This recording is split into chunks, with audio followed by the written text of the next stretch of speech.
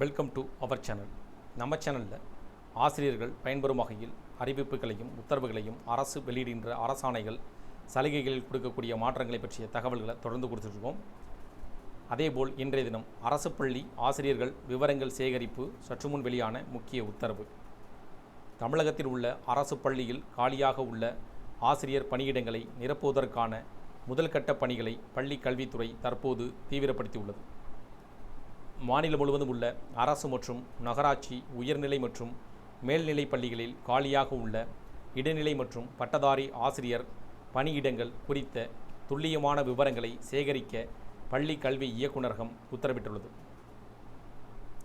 இது தொடர்பாக அனைத்து மாவட்ட முதன்மை கல்வி அலுவலர்களுக்கும் அனுப்பப்பட்டுள்ள சுற்றறிக்கையில் வரும் 2026ஆம் ஆண்டு மே மாதம் 31ஆம் தேதி அன்றைய நிலவரப்படி பள்ளிகளில் காலியாக உள்ள அனைத்து பட்டதாரி ஆசிரியர்கள் மற்றும் இடைநிலை ஆசிரியர்களின் பணியிட விவரங்களை பட்டியலிடுமாறும் அறிவுறுத்தப்பட்டுள்ளது. இந்த விவரங்களை மே மாதம் 20ஆம் தேதிக்குள் பள்ளி கல்வி இயக்கத்தின் மின்னஞ்சல் முகவரிக்கு அனுப்பி வைக்க வேண்டும். மின்னஞ்சல் மட்டுமின்றி அதன் நகலை முதன்மை கல்வி அலுவலரின் கையொப்பத்துடன் விரைவு அஞ்சல் வழியாகவும் சமர்ப்பிக்க உத்தரவிடப்பட்டுள்ளது. காலி பணியிட விவரங்களை பட்டியலிடும் போது மிகவும் கவனமாக இருக்குமாறு கல்வித்துறை அறிவுறுத்தியுள்ளது.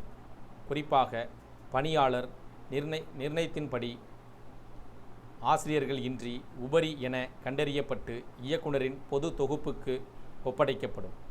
பணியிடங்களை எக்காரணத்தை கொண்டும் காலி பணியிடங்களாக காட்டக்கூடாது என தெளிவுபடுத்தப்பட்டுள்ளது. அதேபோல் கூடுதல் தேவை உள்ள பள்ளிகளின் பெயர்களையும் காலியிட பட்டியலில் சேர்க்கக்கூடாது என்று அந்த சுற்றறிக்கையில் குறிப்பிடப்பட்டுள்ளது.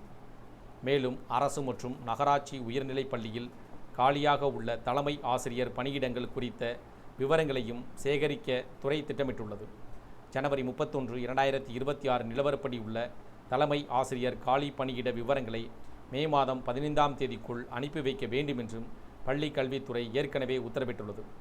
இதன் மூலம் தமிழக அரசு பள்ளியில் உள்ள காலி பணியிடங்களை விரைந்து கண்டறிந்து அடுத்த கட்ட நடவடிக்கைகளை மேற்கொள்ள வழிவகை செய்யப்பட்டுள்ளது.